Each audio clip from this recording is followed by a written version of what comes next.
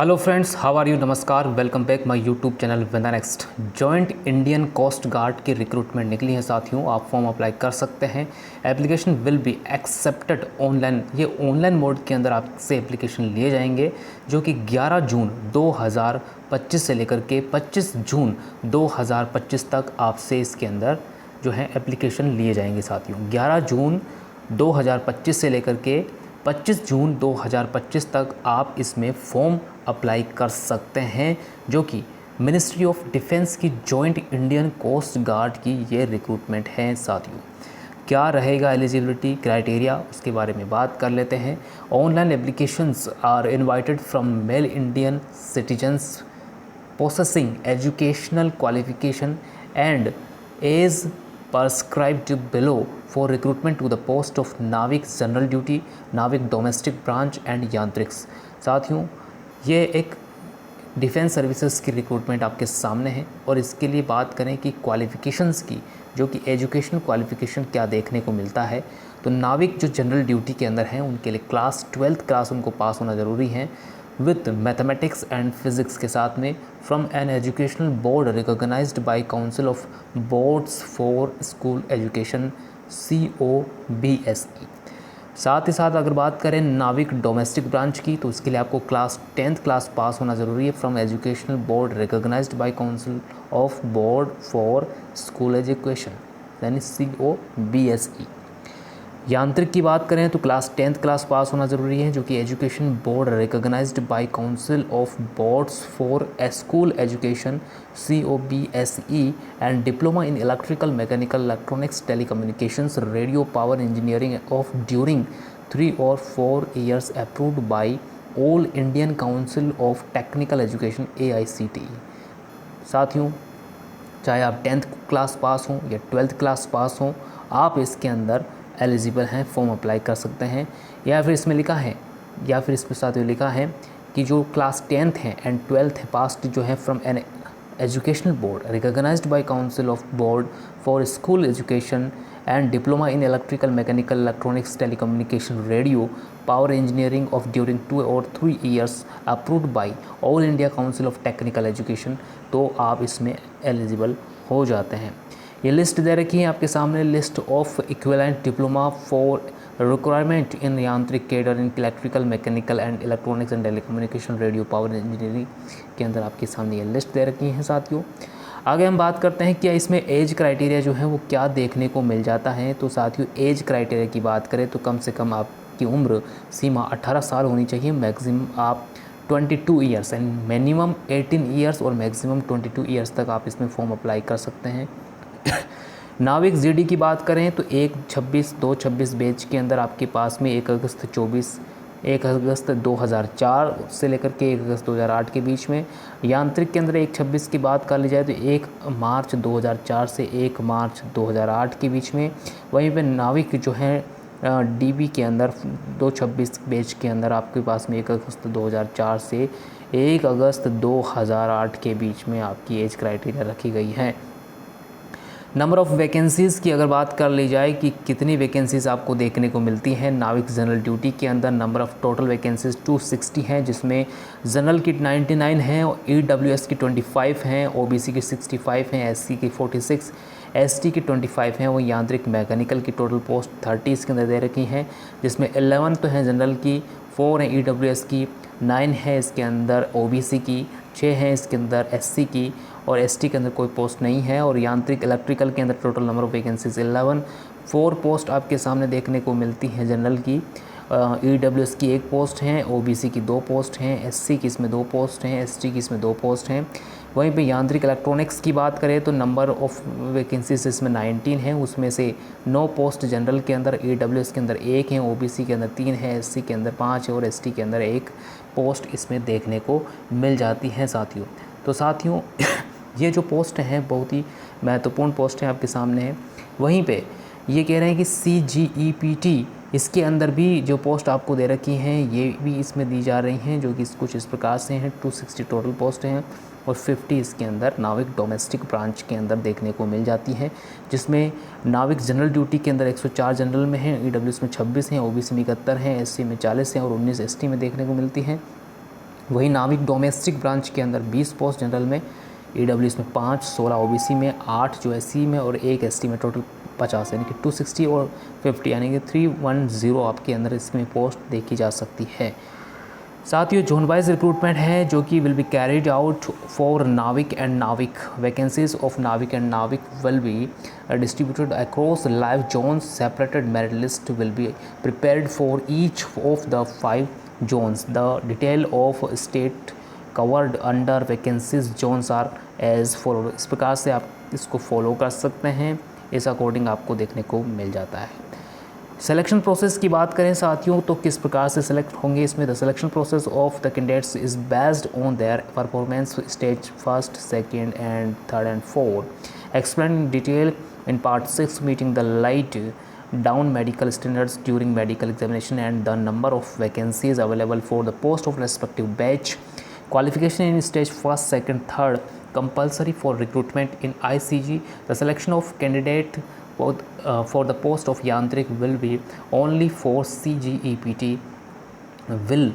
For CGEPT selection of candidates for the post of Navik in either CGEPT 1/26 or CGEPT 2/26 batch will be based on order of merit available vacancies and administrative requirements. Candidates cannot claim their selection in a particular batch. All candidates will be compulsory subjected to identity check prior commencement of the examination of stage first, second, third and CGEPT. The identity check will be include verification matching of following at all stages selection process. इसमें आपको ये selection process का मैंने आपको बताया है। तो live images captures during registration के दौरान आपके सामने आपके लिए इसमें की जाएगी और साथ ही साथ आपके लिए इसमें बायोमेट्रिक भी की जाएगी। Only left thumb biometric will be captured at the stage first recruitment before the online exam के पहले आपको ये देखने को मिल जाता है। स्टेज फर्स्ट कंप्यूटर बेस्ड जो है आपके पास में ऑनलाइन जो है एग्ज़ाम देखने को मिलता है जो कंप्यूटर बेस्ड रहता है। यह आपका फर्स्ट स्टेज का प्रोग्राम रहेगा। सेकंड जो बात करते हैं इसके अंदर तो आपके पास में डॉक्यूमेंट वेरिफिकेशन आपका जो लिया जाता है उसमें at stage first candidate identity will be checked against the details filled by candidate in online application. Candidates will be required to bring following documents for verification. ये आपके सामने डॉक्यूमेंट्स आ जाते हैं। Valid original identity proof, Aadhaar card, PAN card या voter ID या फिर इसमें जो है ड्राइविंग लाइसेंस वगैरह, ये सब कुछ आपको इसमें देखने को मिल जाता है। ये जो कि कुछ ज़रूरी चीज़ें आपके सामने रह जाती है। साथियों आगे बात करते हैं the detailed of candidates name. इसमें आपका नेम क्या है और इसके अंदर आईडी प्रूफ के अंदर डेट ऑफ बर्थ में आपका सब कुछ क्लियर होना चाहिए। बायोमेट्रिक रिकॉर्डिंग आपकी इसमें की जाती है। साथियों इसमें ये जो सिलेक्शन है रिटर्न टेस्ट आपका लिया जाता है फर्स्ट, सेकंड, थर्ड स्टेज के अंदर। फोर्थ स्टेज तक आपका जो है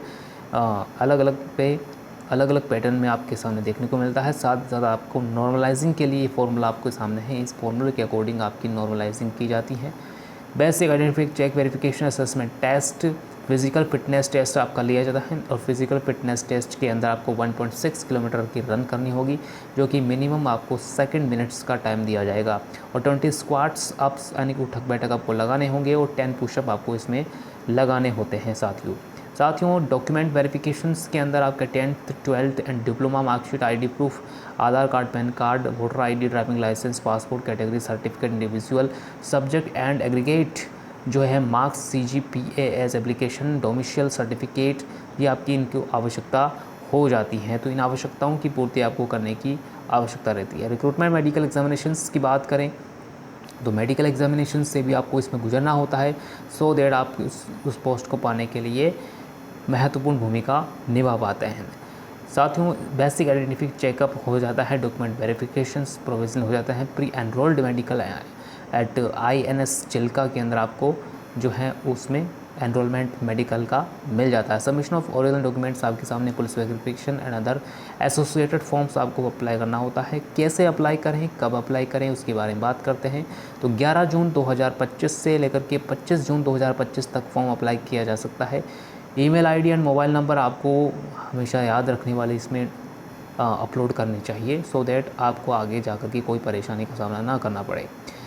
ऑल कैंडिडेट्स के लिए SC ST OBC 10th class marksheet, 10th class की जो मार्कशीट है वो चीज़ बहुत ही महत्वपूर्ण भूमिका निभाती है। 12th क्लास की मार्कशीट आपके पास में हो, बहुत महत्वपूर्ण भूमिका निभाती है।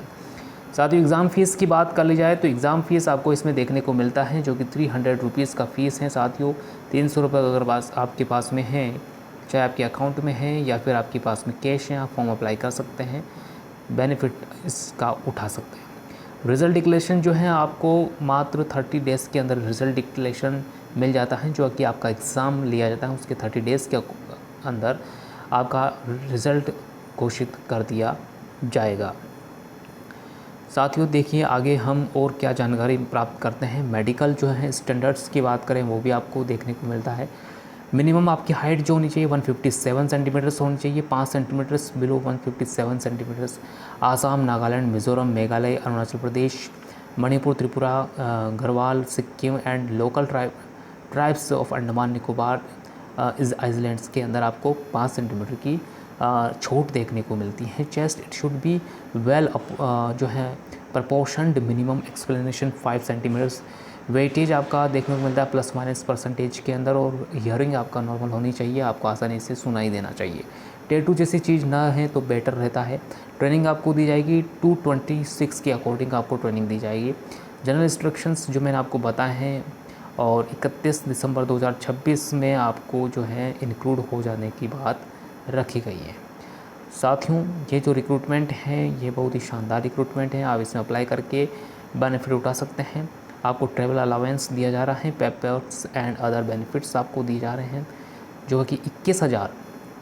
साथियों बात करते हैं कि पेमेंट जो किस प्रकार से दी जा रही हैं, तो नाविक जनरल ड्यूटी के अंदर आप फॉलो करते हैं उसको, तो बेसिक पे आपका 21,700 रुपये रहता है, जो कि लेवल 3 की रिक्रूटमेंट है। साथियों नाविक डोमेस्टिक ब्रांच के अंदर भी 21,700, ये भी लेवल 3 की है, लेकिन यांत्रिक वाली बेसिक पे 29,200 हैं, और ये लेवल नंबर 5 की पोस्ट आपको देखने को मिलती है। साथियों 29,200 के अंदर प्रमोशन एंड जो है प्रेस्टिजियस भी आपको देखने को मिलता है। 47,600 रुपये पे लेवल नंबर 8 का आपको देखने को मिलता है प्रमोशन, यानी कि लेवल 5 से लेवल 8 में जाते हैं।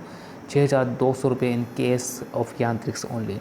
अदर बेनिफिट्स भी आपको देखने को मिलते हैं। अब अदर बेनिफिट्स क्या हैं, जब आप इसमें अप्लाई करके भर्ती हो जाते हैं, सेलेक्ट हो जाते हैं, तो आपको देखिए फ्री राशन एंड क्लोथिंग, यानी कि राशन पानी आपको मिलेगा, कपड़े मिलेंगे, HRA मिलेगा, 45 दिन की आपको छुट्टी मिलेगी, लीव मिलेगी। साथियों ये आपको इसमें देखने को मिल जाता है। इंश्योरेंस कवर ऑल्सो आपको मिलता है, जो कि 75 लाख का आपको इंश्योरेंस कवर देखने को मिलता है। साथियों 75 ये जो है 75 हैं, और 75 लाख का आपको इंश्योरेंस कवर देखने को मिलेगा। आगे हम बात करें और क्या है इसमें बेनिफिट्स, तो लगभग यही जानकारी है। तो साथियों आज हमने आपको जॉइंट इंडियन कोस्ट गार्ड की जो रिक्रूटमेंट निकली है, जो कि coast guard enrolled personal test, ये कोस्ट गार्ड की रिक्रूटमेंट है साथियों, उसके बारे में बताने का एक छोटा सा प्रयास किया है। हमारे देश के जवानों के लिए, अग्निवीरों के लिए हम उनको सलाम करते हैं, जो देश की सेवा करते हैं, चाहे वो थल सेना हो, वायु सेना हो या फिर नभ सेना हो। साथियों थल, जल एंड वायु सेना, इनकी तीनों सेनाओं को हम सलाम करते हैं, जिनकी वजह से हमारा देश सुरक्षित है, और हमारे देश को इन वीर जवानों की हमेशा आवश्यकता रहेगी, और ये हमारे जवान हमारे देश के लिए हमेशा समर्पित रहेंगे, तो देश सेवा करते रहेंगे। हर काम देश के नाम। जय हिंद, वंदे मातरम। साथियों मिलते हैं नेक्स्ट वीडियो वैकेंसी डिटेल्स के साथ में। You have to win the next. जय हिंद, वंदे मातरम।